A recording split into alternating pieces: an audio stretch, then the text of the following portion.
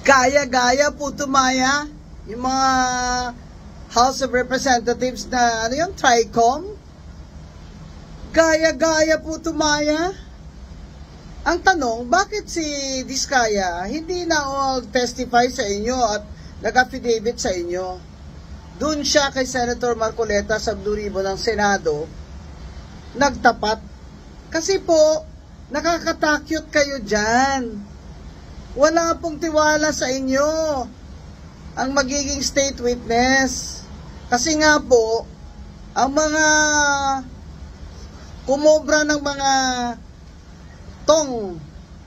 kickback dyan na sinasabi ng mga Diskaya ay nasa House of Representatives. Kaya ang sabi nga ni statement ng Malacanang ni Executive Secretary Bersamin na dating Chief Justice ay you clean your house first. Abay, parang si BBM pa yata may kasalanan nitong mga ghost project at flood control kickbacks na ito ha. Ang labas dito parang sinasabi pa ni Saldico na hindi totoo yan.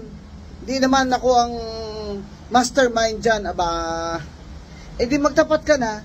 Kung hindi si Saldico ang mastermind, sino ang mastermind? Tinutukoy niya si House Speaker Romualdez ba? Kasi yun ang laging lumalabas na pangalan doon sa testimony ni Diskaya na yung 25% daw na kinikickback binibigay nila doon through the DPWH or sa collector, bagman nitong mga congressman.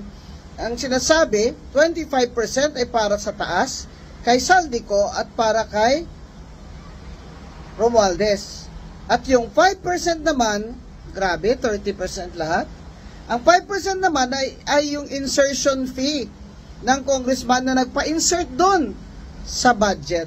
Kasama na dyan si Congressman Roman Romulo ang binanggit ni Diskaya.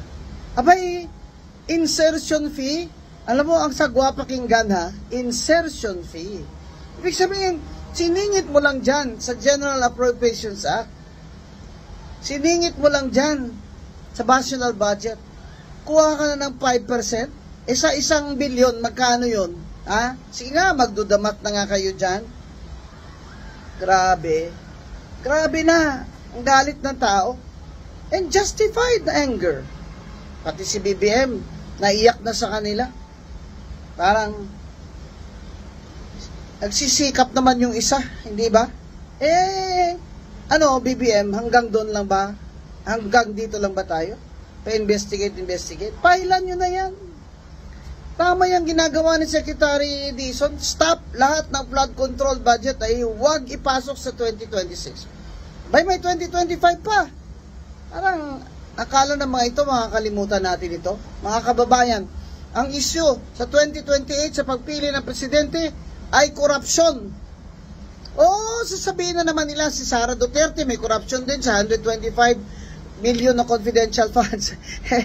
Hindi nyo pa yan napapatunayan at contrary pa dyan ang statement o report ng Commission on Audit na hindi pa sila final dyan sa confidential fund, pero itong kay Diskaya, bilyon at nanggaling mismo sa ating General Appropriations Act. Sino naman po talaga ang bossing ni Saldico? Sino naman po talaga ang mastermind ng budget ng 2025? Hindi po ba ang Speaker?